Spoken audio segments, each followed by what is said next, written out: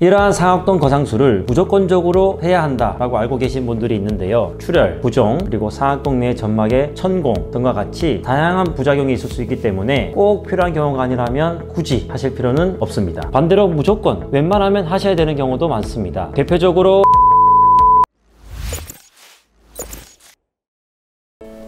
안녕하세요. 여러분의 치아가 건강해지는 그날까지 치과의사 정주영입니다. 오늘은 상악동 거상술에 대해서 한번 이야기해 보려고 하는데요. 이 상악동 거상술 혹시 들어본 적 있으실까요? 임플란트를 생각해 보신 분들이라면 한 번쯤은 들어보셨을 텐데요. 이 상악동은 위턱뼈 내에 존재하는 코 옆에 빈 공간을 의미하는데요. 상악동 거상술은 말 그대로 이 빈 공간을 들어 올려서 해당 공간에 뼈를 이식해서 임플란트 식립을 위한 자리를 확보하는 수술입니다. 이러한 상악동 거상술을 무조건적으로 해야 한다라고 알고 계신 분들이 있는데요. 과연 그럴까요? 임플란트 뼈 이식이 대중에게 많이 알려져 있기 때문에 이러한 상악동 거상술도 굉장히 간단하게 생각하시는 분들이 많습니다. 하지만 이 상악동 거상술은 임플란트 수술 중 가장 난이도가 높은 수술의 일종이라고 볼 수 있습니다. 뿐만 아니라 출혈, 부종, 그리고 상악동 내 점막의 천공 등과 같이 다양한 부작용이 있을 수 있기 때문에 꼭 필요한 경우가 아니라면 굳이 하실 필요는 없습니다. 제가 너무 겁부터 드린 것 같아서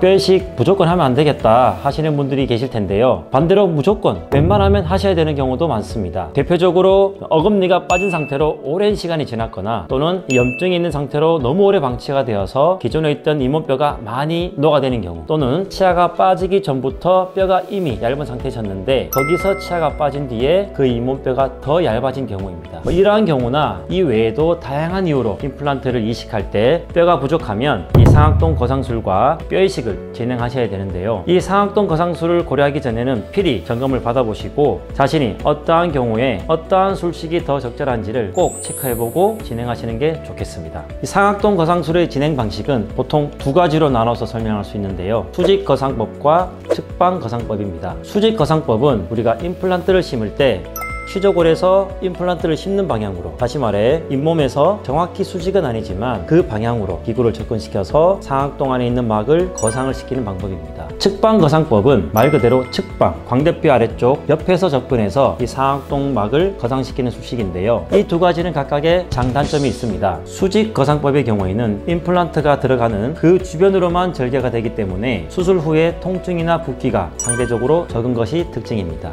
다만 수직 접근법의 경우에는 취조골 쪽으로 작은 구멍을 통해서 접근하기 때문에 상악동막을 직접 눈으로 보면서 할 수 없다는 단점이 있습니다. 반대로 측방 거상법의 경우에는 이 상악동막을 육안으로 직접 확인하면서 수술할 수 있다는 장점이 있습니다. 그렇기 때문에 뼈 이식을 아주 많이 해야 되는 경우, 또는 이식해야 하는 위치에 비정상적인 구조물이 있을 때, 또는 기타 다른 이유들로 이 상악동막이 찢어질 위험이 있을 경우는 잇몸을 크게 절개해서 측방에서 접근하는 측방 거상법을 많이 이용하고 있습니다. 측방 거상법은 옆에서 접근해서 직접 볼 수 있을 정도로 잇몸을 넓게 절개하기 때문에 이 수직으로 들어가는 것보다 절개하는 양이 많을 수밖에 없습니다. 그래서 수술 이후에 붓기나 멍 이런 부분들이 수직으로 하는 경우보다는 조금 더 나타날 수가 있습니다.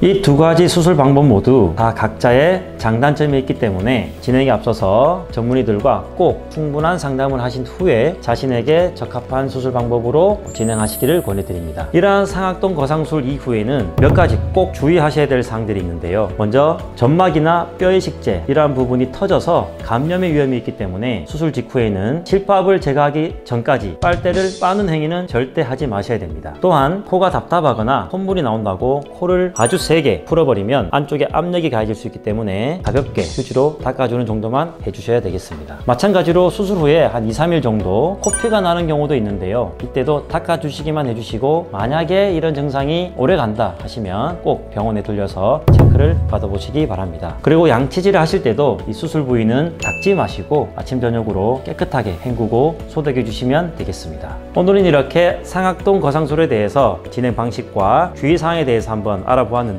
이 상악동 거상술의 경우에는 이름도 낯설고 또 뭔가 막연한 두려움이 있지 않을까 싶습니다. 하지만 전문 의료진과 함께 정밀하게 진단 받아보시고 수술 후에는 주의사항만 잘 지켜주신다면 크게 문제가 되지 않으니까요. 너무 겁먹지 않으셨으면 좋겠습니다. 오늘의 영상이 유익하셨다면 좋아요와 구독 부탁드리고요. 여러분의 치아가 건강해지는 그날까지, 이상 치과의사 정주영이었습니다.